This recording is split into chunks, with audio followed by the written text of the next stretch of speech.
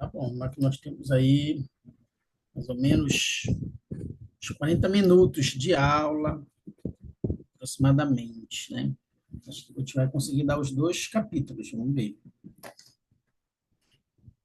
Então, a nossa primeira parábola, ela é a figueira infrutífera, né? Que está lá em Lucas 13, de 1 a 9.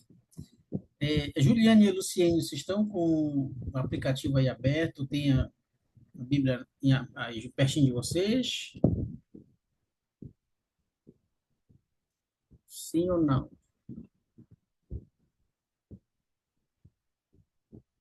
Eu posso ver no aplicativo. Você tem o aplicativo, né? Juliane, tudo ok também? A gente vai dividir, então, entre vocês duas, alguns versículos dessa parábola. Só para a gente entender, eu sei que vocês já conhecem o assunto, mas a gente vai. Eu vou dar só a introdução aqui. É, eu vou ler o versículo 1, bem rapidinho, 2 e o 3.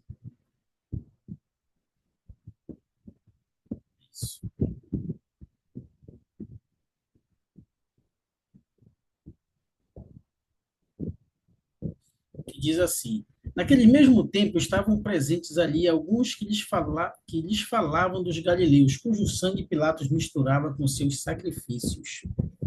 Respondendo Jesus disse-lhe: Cuidai de vós, esses galileus foram mais pecadores do que os outros galileus por terem assim padecido? Né? Ou seja, Pilatos pegava o sangue deles e misturava com os sacrifícios lá que ele fazia. E aí Cristo fez essa pergunta para eles, né? Aí ele falou e ele respondeu: não, vos digo antes, se não vos arrepender de todos de igual modo perecereis. Ou aqueles 18 sobre os quais caiu sobre a terra esse Siloé e os matou, cuidais que foram mais culpados do que os outros homens que habitam em Jerusalém? Não, vos digo antes, se não vos arrependerdes, todos e de igual modo perecereis. Então, quando Jesus Cristo fala isso, ensina isso, e aí ele cita agora a parábola da figueira. Vocês podem ver que é exatamente essa figura aí que eu ilustrei, tá? Então, a Juliana vai ficar com 5, 6 e o 7, 5 e o 6, o 5 e o 6. E a Luciene fica com 7, 8 e 9, que é bem pequenininha. Bem? Vamos lá, O Juliane. 5 e o 6, né? 6. Ok, não, vos digo antes, se não vos Não, perdão. arrepender, Não, peraí, Juliane, perdão, esse eu já li. É o 6 e o 7. E aí a Luciene fica com 8 e o 9. Tá certo, 6 e o 7. ok. E dizia esta parábola: um certo homem tinha uma figueira plantada na sua vinha, e foi procurar nela fruto, não o achando. E disse ao vinhateiro: Eis que há 3 anos venho procurar fruto nesta figueira, e não o acho. Corta, porque ocupa ainda a terra inutilmente. Até o meu, né? 6 E isso. respondendo, posso ler já? Pode Ou ler, depois? pode.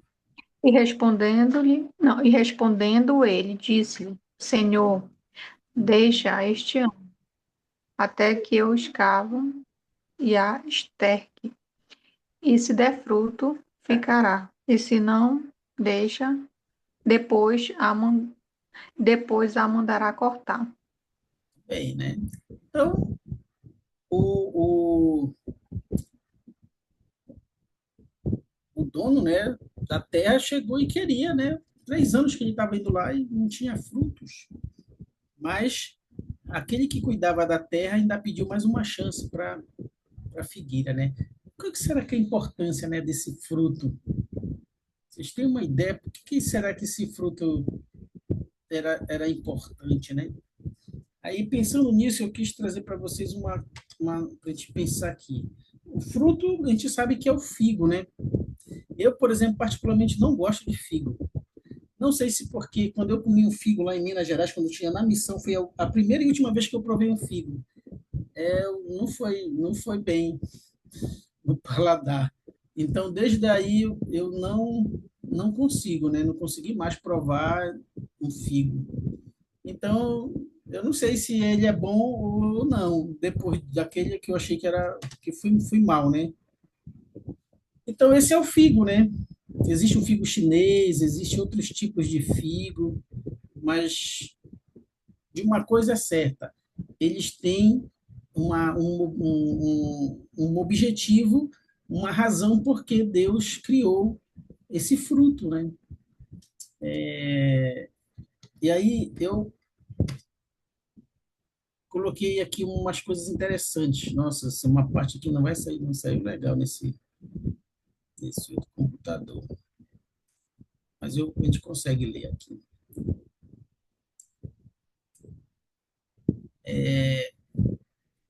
Juliana, pode ler para mim lá em cima? O figo é um fruto. Posso. O figo é uma fruta com ótimas quantidades de fibras, que ajudam a equilibrar os níveis de açúcar no sangue e prolongar a saciedade ao longo do dia, favorecendo a perda de peso e a prevenção da diabetes. Bem, ó, já tem aí uma coisa boa para o fruto, né? A importância deles. E aí eu coloquei aí uma relação. Cristiano, seja bem-vindo de novo. Você caiu naquela hora.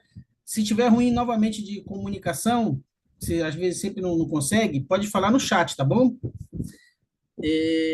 Então, eu relacionei aí, por essa nutricionista desse chat Tua Saúde, Mais Tua Saúde, da Carla Leal, ela fala sobre 7 pontos que o figo ele é importante, né?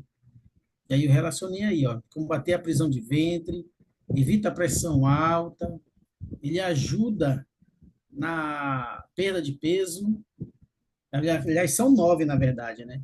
Ele diminui o risco de câncer. Eu não sabia que, na verdade, o figo, ele proporciona todos esses benefícios. Ele previne a diabetes, diminui colesterol e triglicerídeos, fortalece o sistema imunológico, ele evita a osteoporose e ele previne o envelhecimento precoce. Então, vocês sabiam dessa? Vocês sabiam que esse pequeno fruto ele produz tudo isso? Ele tem esses benefícios, né? Não sei se uma das duas são da área, mas é isso aí que eu fico. Por isso que eu imagino que é, o, o personagem que está cuidando da figueira, ele queria tanta oportunidade, mais uma oportunidade para ver se dava o fruto, por causa dos benefícios, né? Que talvez naquela época eles não sabiam, né? Como nós conhecemos hoje, através de pesquisas e tudo. Mas o certo é que o Senhor sabe os benefícios do fruto, porque Ele que o criou. Então, isso foi uma coisa para a gente só pensar do valor que nós podemos dar quando nós conhecemos uma coisa, né? Eu, por exemplo, como eu falei no início, não sou fã do figo, né? Mas se um dia eu precisar e eu tiver à disposição, por esses benefícios que eu sei que eles são bons hoje, eu utilizo, mesmo sendo ruim, amargo, seja lá o que for, eu vou utilizar, né, para minha saúde. E assim a gente pode pensar, né? Tudo bem. Vocês têm alguma pergunta, algum comentário sobre esse pequeno pedacinho aqui? Não, né? Se tiver. E aí eu trago para vocês, em relação a essa parábola, o que o presidente Elder, de um discurso do presidente Elder Cook, que ele fala sobre colher os frutos de retidão, né? Então, talvez aquele personagem estava lá porque ele tinha muita fé ainda que as coisas pudessem melhorar para aquela figueira, tá? E aí, ó, o mundo ele está literalmente em comoção, né? Ou seja, o mundo está em situação difícil, né? Decadência, vocês sabem do que eu estou me referindo. E aí, Doutrina e Convênios 45:26 diz por quê. Juliana, Luciene, lê para nós, por favor. Naqueles dias se ouvirá de guerras e rumores de guerra, e toda a terra estará em comoção, e o coração dos homens falhará, e dirão que Cristo retarda a sua vinda. Aqui embaixo não dá para ler. Até o fim dos tempos, né? Acho que é isso. É que eu fiz esse slide num outro computador, e esse aqui, a tela dele é menor. Mas é isso. Então, a gente pode ver isso, né? Se a gente abre a televisão ou a gente vê nos jornais, a gente continua ouvindo rumores de guerras, né? Muita coisa acontecendo ao nosso redor, né? Mas guerras muito lá para o Oriente Médio, essa daí nunca cessou, né? Parou um pouco, mas depois voltou e está até agora. Então, o mundo ele está desse jeito, tá? E aí vocês lembram no livro de Mórmon sobre a árvore, né? A árvore que ele no sonho ele viu a barra de ferro, mas lá do lado nós tem aqueles grandes passos edifícios, né? Aí Moisés 3:19 nos diz o seguinte: convencer as pessoas a escolher a retidão é um desafio muito antigo. O homem natural é inimigo de Deus. Por essa razão que é difícil, né? É uma luta constante. Eu queria que a Juliane agora pudesse ler esse pedaço, pequena parte de 2 Nef 2:11. Sempre houve uma oposição em todas as coisas. Isso é um clássico também, né, das escrituras do livro de Mórmon. Oposição em todas as coisas. Então, sempre houve isso, desde o início lá com Adão e Eva, né, que eles tiveram que aprender a fazer escolhas depois que eles comeram do fruto. Então, por isso, é um pouco difícil as pessoas entenderem isso. Então, aqui ficou também meio... Ciene, você agora, recado é seu.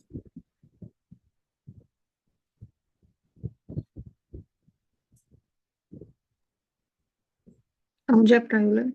A diferença A diferença hoje é que os céticos do grande e espaçoso edifício estão mais clamorosos, mais contenciosos e menos tolerantes do que em qualquer outra época de minha vida. Isso, é porque é o Deku que ele que está dando esse discurso, né? E aí eu extraí essas coisas desse discurso dele. Então ele fala que a diferença entre o grande espaçoso edifício da época, né, da antiguidade para a nossa época aí praticamente, é a tolerância, né, das pessoas. Vocês lembram que existe uma escritura que fala que o em Tessalonicenses, que fala que o amor de muitos esfriaria nos últimos dias, né? Ou seja, isso a gente vê no nosso dia a dia, né? As pessoas, elas não têm paciência, elas não toleram nada, não pode nem olhar mais de cara feia, fazer um bico que a pessoa já se ofende. Então, a gente não sabe se as pessoas estão tão sensíveis ou realmente elas são intoleráveis, né? Elas não têm mais paciência para nada. Então, eles querem já avançar, já vão com 3, 4 pedras, não sabem mais discutir, não se há mais conversa, né? Então, esses são os dias que eu e vocês estamos presenciando. Então, mas ainda assim, o fruto, né, aquele personagem, ele ainda pediu um tempo, né, mesmo sabendo que estava difícil, para que ele pudesse salvar, ainda assim, aquela árvore, né, para que desse fruto. E... Cristiano, não consegue dialogar com a gente não por áudio, certo? Eu acho que não. O Cristiano sempre está ou no trabalho ou fazendo alguma coisa. Então vamos lá, Juliane, lê para nós pequeno, essa citaçãozinha do Andy Cook. Houve época em que a vasta maioria das pessoas compreendia que seria julgada pelos mandamentos de Deus e não pelos pontos de vista prevalentes ou pelas filosofias dominantes da época. Dá para entender isso daí? Bora ponderar um pouquinho? O que ele quis dizer com isso? Houve uma época que a vasta maioria das pessoas compreendia que seria julgada pelos mandamentos de Deus e não pelos pontos de vista prevalentes ou pelas filosofias dominantes da época. Consegue? O que ele está querendo dizer com isso? Sobre entendimento, né? Sobre esclarecimento, vocês não acham?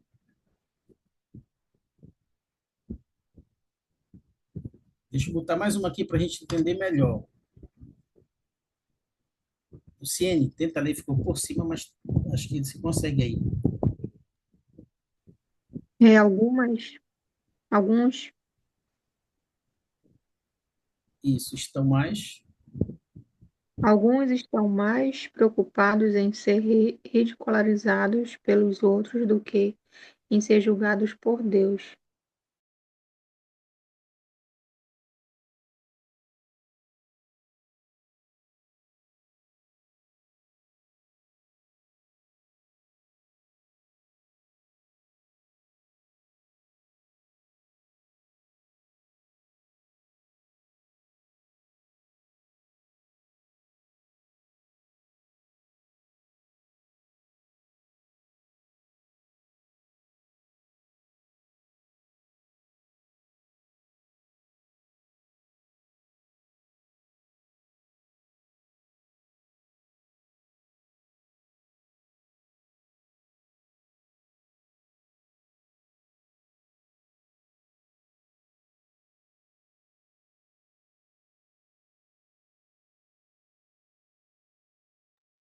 Acho que o Moisés caiu por terra. Vamos esperar um pouquinho, tá? Ele já vai voltar.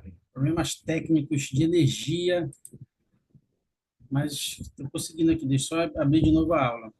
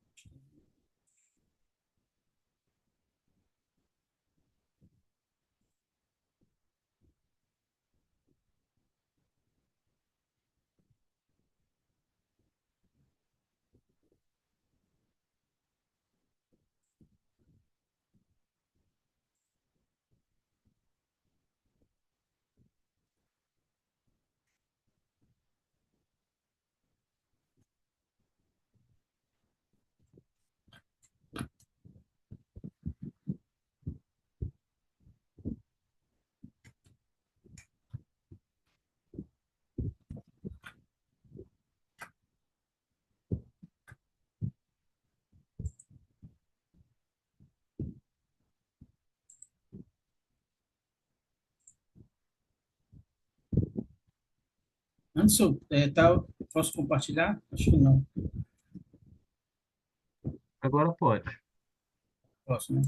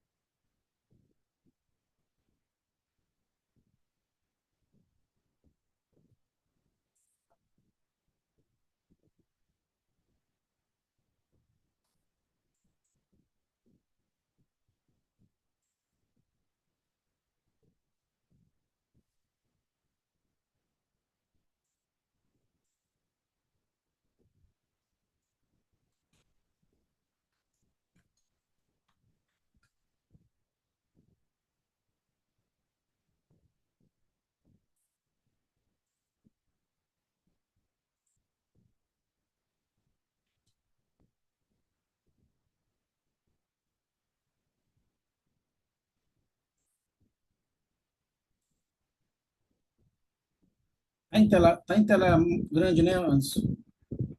Ainda não está aparecendo. Tá Tô aparecendo? compartilhando.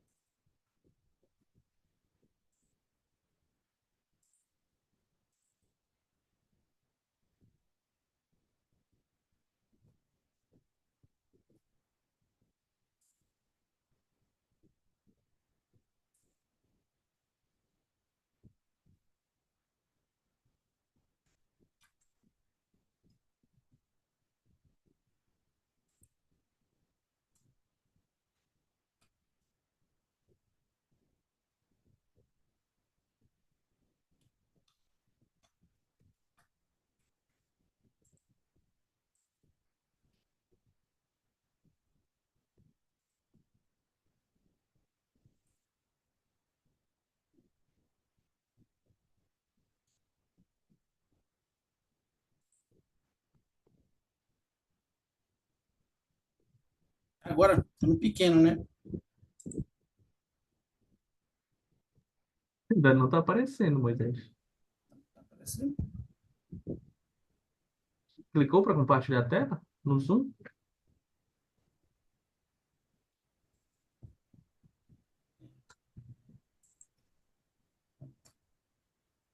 Agora Consegui. tá.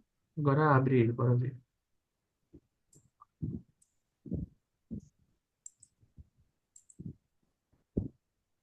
Foi? Ficou pequeno. Pequeno. Dá para Dá para ver. Tá perfeito. Pequeno, ver, dá para né? ver, sim. Ver se dá para elas. Acho que foi aqui que eu parei, né, meninas? A gente pode pensar nessa figura aí, né? Um rapazinho lá sozinho, ele possivelmente é aquele que se esforça por guardar os mandamentos, e tem pessoas ali e dois amigos ali, uma moça e um outro jovem, possivelmente não ridicularizando, mas não dando talvez atenção nas coisas que importam, não se preocupando com as coisas de Deus, né? Então, isso é um risco e um perigo que eu e vocês, a gente sempre está correndo. E aí, eu tenho duas perguntas. Como nós podemos exemplificar essa situação e o que podemos fazer para não cairmos nessas condições e seguir em direção ao. Temos a barra de ferro e eu quis dizer em seguir em direção ao Salvador. Ou seja, é, existe dois momentos aí, né? Um deles é nós decidirmos se nós vamos temer a Deus, continuar, temer entre aspas, né? Mas ser obedientes, continuar guardando os mandamentos, ou a gente fica preocupado com o que as pessoas estão dizendo de nós, pelo modo que nós vivemos, coisas que nós não compactuamos, né, no dia a dia, vocês no trabalho, na faculdade, onde quer que vocês estejam, pessoas estão levando suas vidas do modo que elas querem. E vocês acabam sendo diferentes, né, nesse ambiente. Então, a pergunta é: o que podemos fazer para não cair nessa condição de temer, de ficar nessa situação de se preocupar com o que as pessoas estão pensando de nós e deixarmos de ir em direção a Cristo, né? A gente vê aí a barra de ferro, que é a nossa âncora, né, até o Salvador. Todos nós precisamos segurar nela. Então, como vocês é, pensam nisso? O que eu e vocês podemos fazer a gente não cair nessas armadilhas? A gente acha que a gente já está seguro o suficiente para a gente não nem ligar porque as pessoas pensam. Como é que vocês olham isso?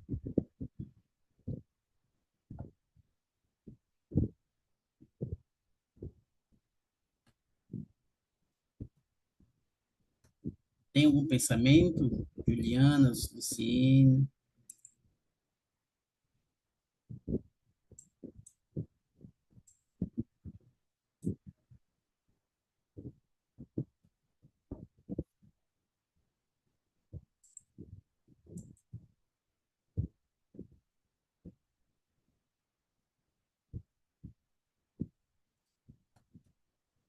Um minutinho, Anderson, mas a figura, não, o meu slide não estava passando, né?